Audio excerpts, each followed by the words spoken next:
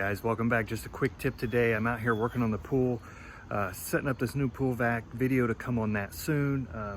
Actually just got a couple weeks probably till we close this pool down, so it's always a relief when we close the pool down for me. It's just that job goes away for a little while. But I had this problem where I was setting up this vacuum, I put it in, there's a jet air valve and it was leaking like crazy.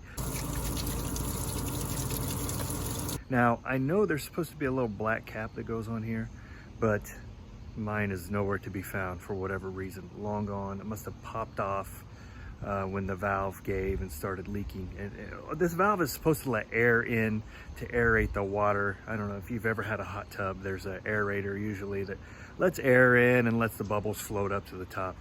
I think that's supposed to be similar to what it does. You can go on Intex website and read about it, but it's called a jet air valve.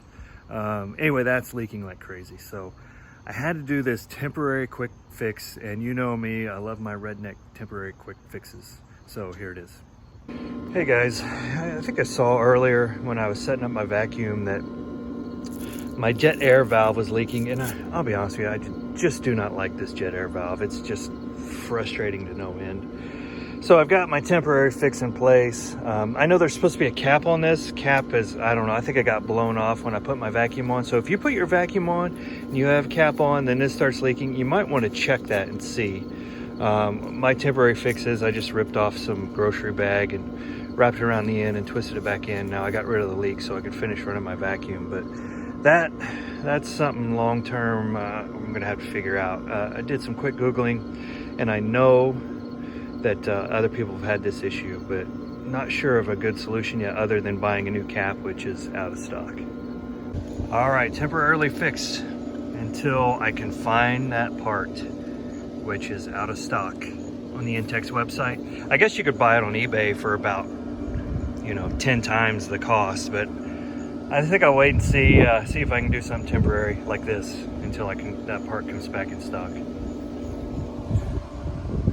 And there's the vacuum still going.